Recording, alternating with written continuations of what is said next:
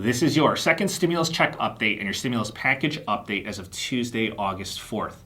President Trump said that he can issue executive orders to stop evictions and to also stop payroll taxes. The leaders of the Democrats, they are saying that they're making good progress on the next stimulus package and that they're feeling optimistic. The good news of COVID-19 is that cases are on the decline. This is your Tuesday news update, and I hope you're having a great day. President Trump wants to see the next stimulus package pass quickly. It's no surprise that it is in his best interest to give more money, to give more aid to the people relatively soon because the elections, they're only 3 months away. The delays with the negotiating process with the next stimulus package, they're frustrating President Trump. Therefore, President Trump said that he may take executive action to stop evictions and temporarily cancel payroll taxes. President Trump said, I could do that if I want. Critics, they're saying that President Trump does not have the legal authority to single-handedly make that happen without Congress.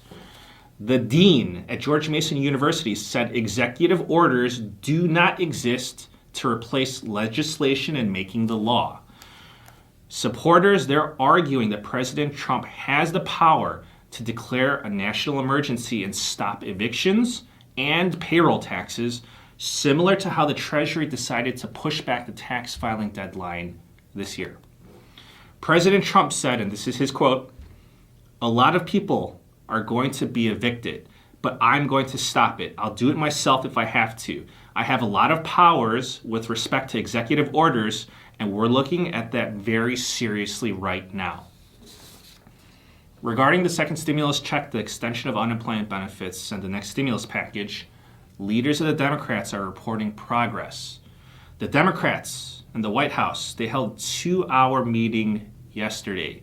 Nancy Pelosi, leader of the Democrats in the House of Representatives, said it was productive, but we still have our differences. Pelosi told the Democrats in the House of Representatives that there was the potential to strike a deal in the upcoming days. Chuck Schumer, leader of the Democrats in the Senate, said we are making some progress on certain issues and there is a desire to get something done as soon as we can. Schumer proceeded to say there is a long list of things that are needed, and the good news is our Republican colleagues agree with a few of them. The discussion is productive. If you've noticed, the leader of the Republicans, Senate Majority Leader Mitch McConnell, does not attend these meetings. In fact, the Republican leader Mitch McConnell, he has not sat down with the Democrats to discuss this stimulus package. The White House, which is Treasury Secretary Steven Mnuchin and Chief of Staff Mark Meadows, they are acting as the negotiating team between the two parties, the Republicans and the Democrats. Therefore, to date, for this stimulus package, the Republicans and the Democrats, they have not even had direct negotiations as of yet. When a reporter called them out on this, the reporter asked Chuck Schumer, the leader of the Democrats, why aren't you two negotiating directly? Schumer responded with, ask him. He's the Senate leader, but he's not in the room. It's hard to negotiate with someone who's not in the room. The two leaders, they're not getting along because of policy disagreements that occurred back in 2008 with the bank bailouts. So to summarize, the Democrats, they are negotiating with the White House to see where there is common ground and what items need to be compromised on.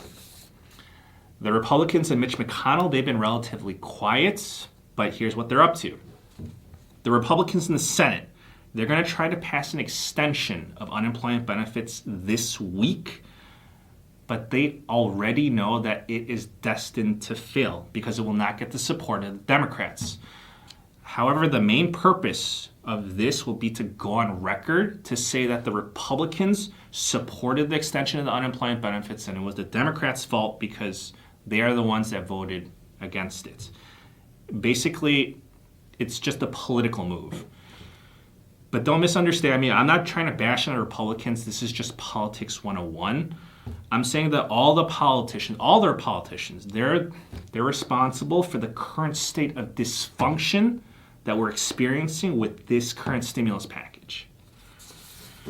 And as a reminder, the Senate, they're still scheduled to go on vacation this Friday for 31 days and leave us hanging.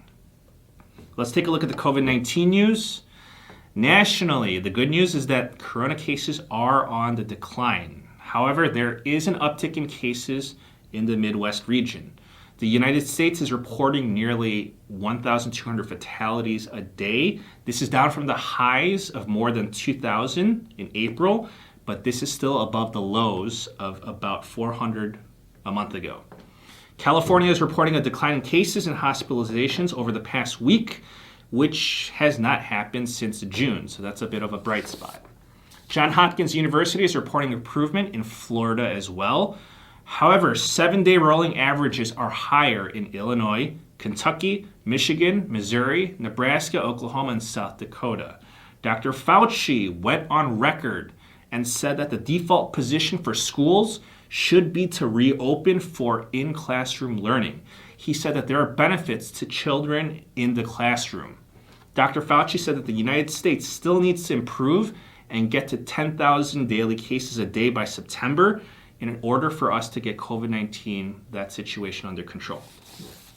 That's the news for today. Please subscribe. I'll keep you updated. I'll save you some time, and I'll give you any advice when applicable. Thank you so much, and please stay safe.